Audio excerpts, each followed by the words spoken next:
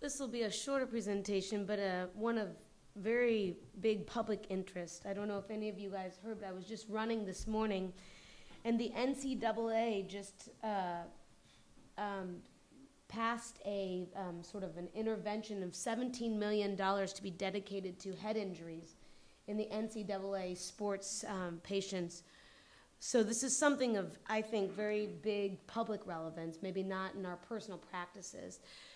I have no disclosures related to this talk. So concussions obviously are complex pathophysiological processes. They affect the brain.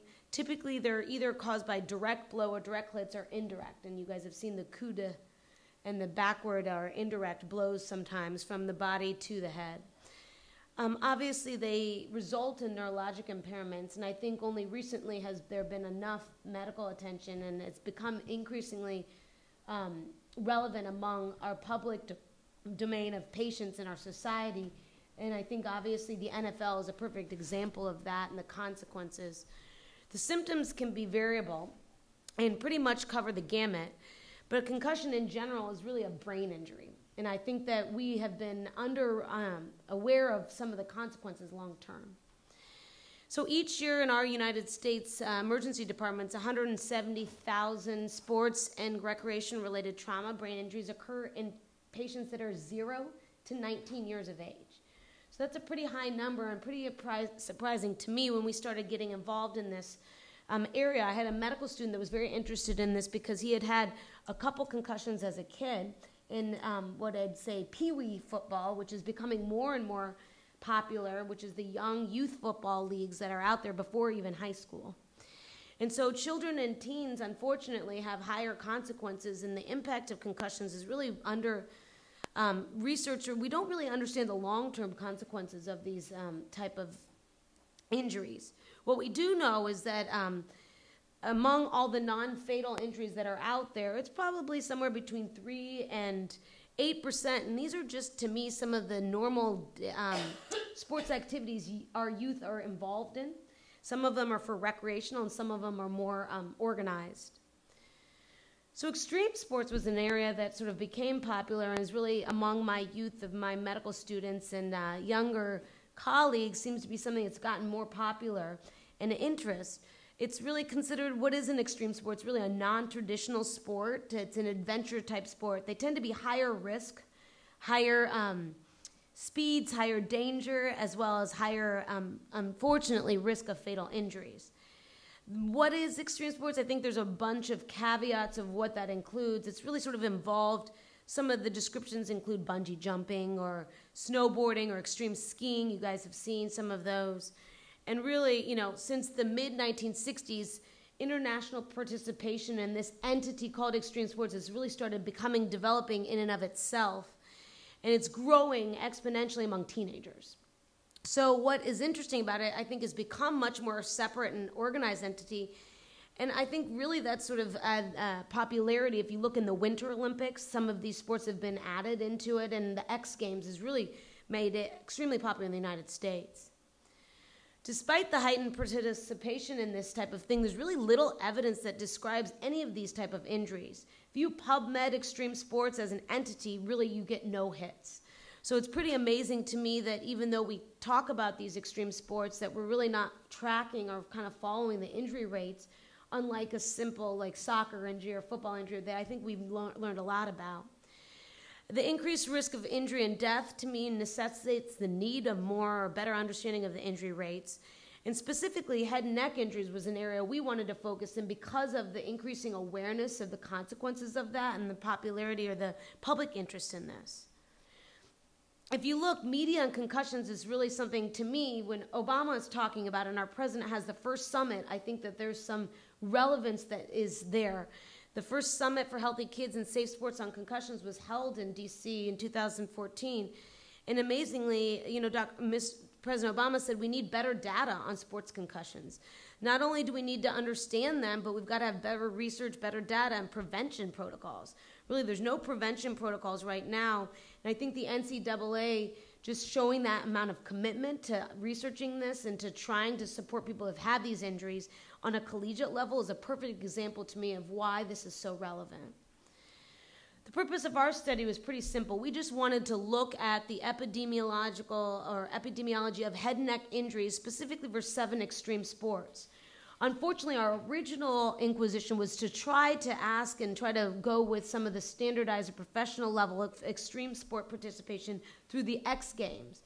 Unfortunately, they don't track their own injuries. They don't have a systematized way of doing that.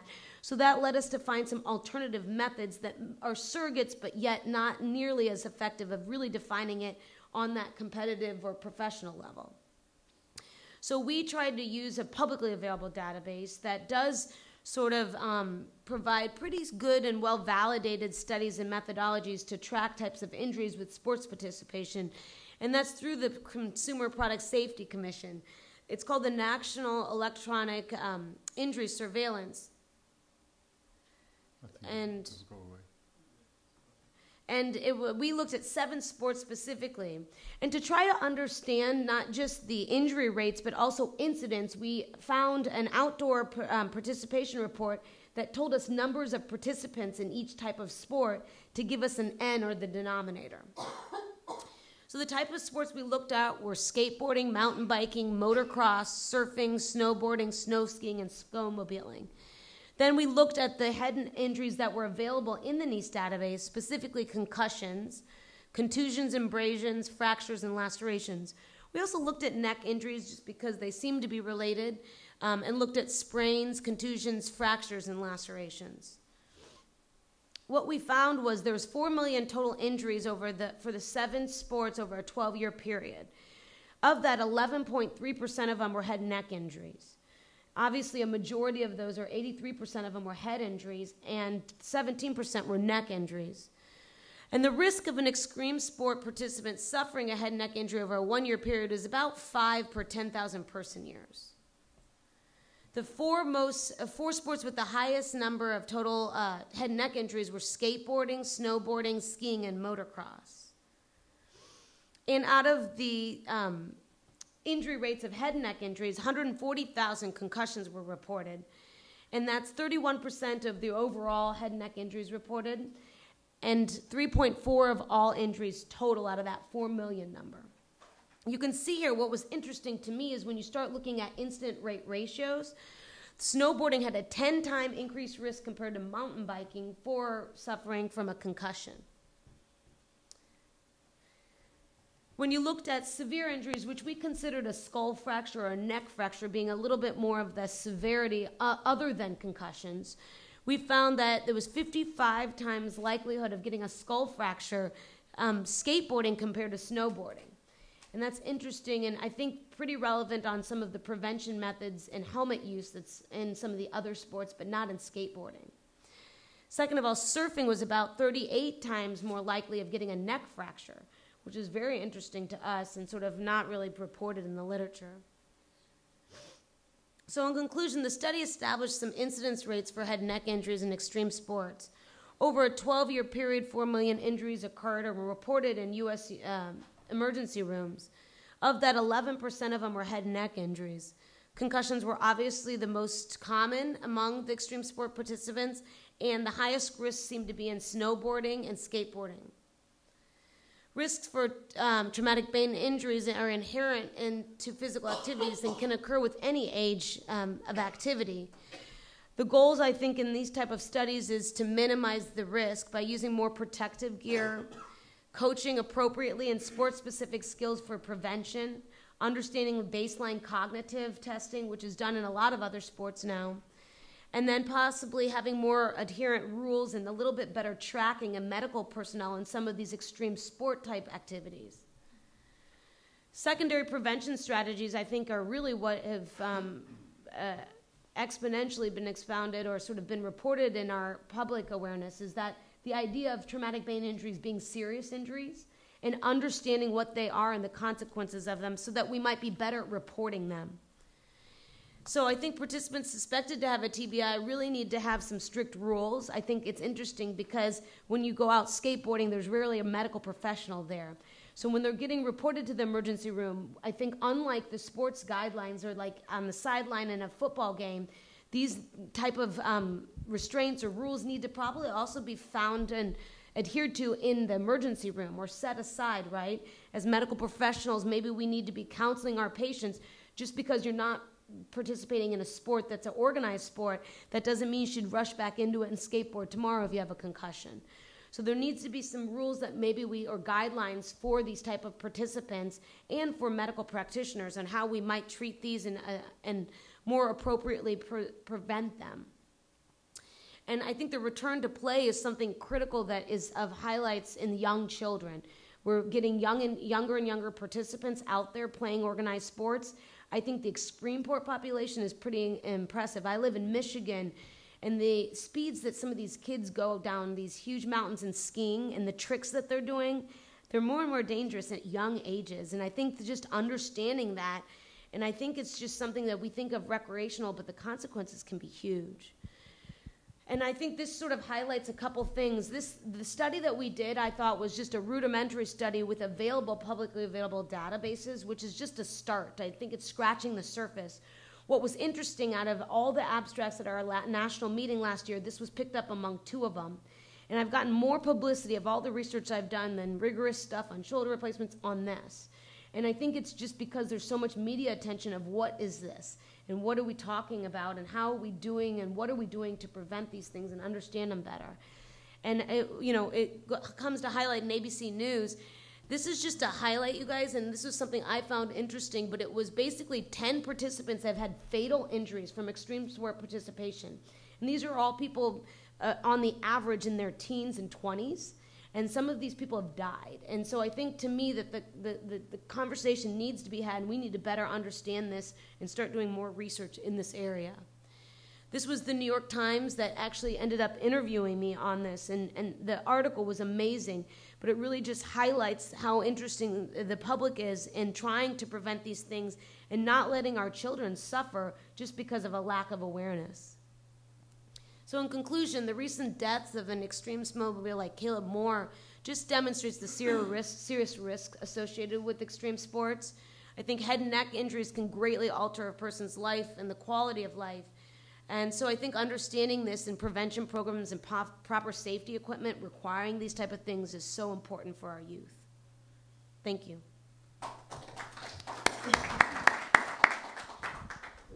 Thank you very much for this, I think, important work. Although your other work is also important, I think it's right that this also draw very much attention. I think there's time for some questions.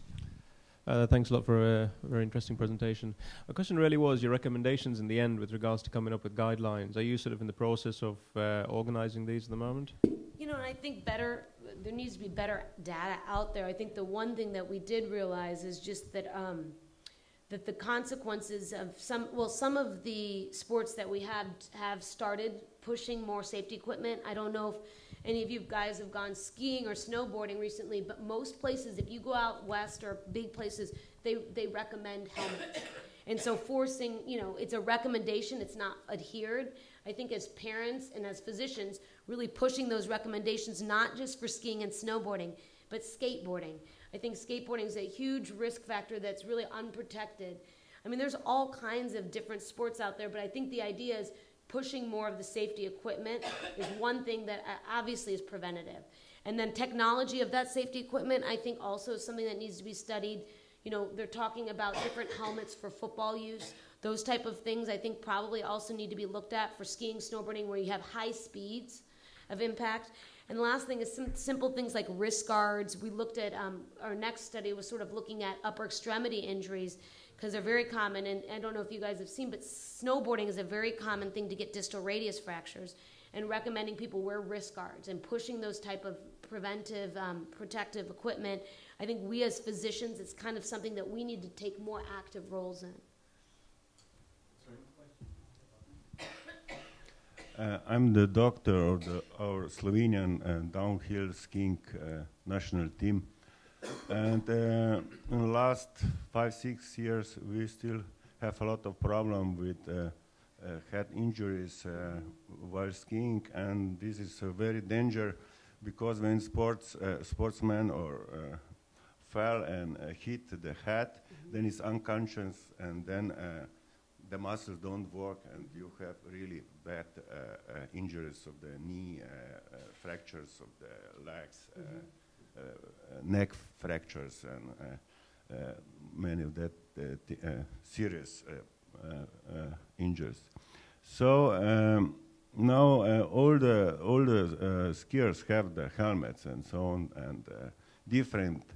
We try to change the helmet from one oblique to another, but still many times the organization, I think, is a problem because sometimes the skin conditions are not very good, and still the organization push the game to because of the TV and everything and money and so on. And but as a doctor, I can maybe help in that field that these sportsmen do a lot of gymnastics. So to know what's happening when he's in the air, where is the head, where is when he go around. So this is one possibility to help these sportsmen, because some of them have very good proprioception and is in genetics. The another one just like the high speed and don't have so agility. So I think it's one of that problems. Thank you. I think it's really important that, you know, at that level, professional-wise, I think we're using more and more helmets, but at the youth level and these people that are just training, I don't think those regulations are as rigid, and I think we need to be better about that on the youth level. I think that's part of the problem is we're starting to be better on a professional level, but, you know, in the collegiate level or in some of these recreational levels, I don't think we're pushing it enough. And I think part of it's right. As physicians, I think we need to be better advocates, because the money and the excitement and the speeds, I mean, these are sports that are even higher risk sometimes than football in terms of those, like you said, the level of competition is really elevated, and they're doing more and more with these flips and things. Sorry, just one other question. With regards to your data, obviously most of your data, or actually all of the data is from the US. Have you sort of correlated these, or how to look at data from other countries? I think it'd be great if there was a way, like something like you as the physician from Slovenia, to be able to help us. I think it would be an excellent way of coming together as a community to be able to pool something like that, or even just tracking a team, like a ski team, because the U.S. is pretty regulated. I think some of the other countries might be even more open to disclosing some of these data. Yeah, because I think as well you're right with regards to the sort of recent media interest in it, because even in the UK we've got quite a lot of interest on head injuries. It seems to have come about in the last sort of 12 to 18 months. So I think it will be interesting sort of have comparative analysis between, you know, data from other countries. I think will be the way forward. And I would say advocate. If anyone contact me, I would be happy to try, because I think the key is internationally we don't sometimes collaborate as well. Yes, you see, I'm also medical responsible for a hockey team in Switzerland, and the problem is the concussion is the repetition of the concussion, because it's a cumulative effect during the season, for instance, and we document so the prevention is done like this in a hockey league. All the player has to answer to a questionnaire before the season, and then after we can evaluate at which level is the recovery after the concussion, and then after 2 or 3 concussions, severe concussion, is off for the season, and the player is off for the season. That's because the problem is often the repetition of the concussion. Cumulative. But you know, the question is, and I don't know in Switzerland, but in the United States, what's happening is people are underperforming. So a lot of the athletes are feeling pressure from economics or coaches, and so they're actually underperforming on the baseline testing, just to be allowed to return to play. And that's been a phenomenon, at least somewhat not really well published. But, you know, something like the hockey team, it would be interesting to see comparatively, you know, if there were other ways that we could try and monitor and understand that better. I think as in a scientific realm would be, I think, useful. People are doing MRI studies as well.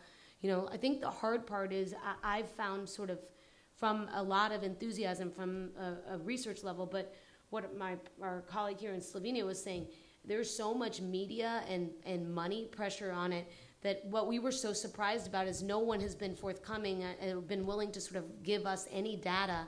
We've written the NCAA to talk about it. We've looked into extreme sports, and it's interesting that no one's really willing to report these things because they don't want their sport with the bad media. But I don't know how else we can better understand that unless we start somewhere. More questions? No? Okay, we'll move on.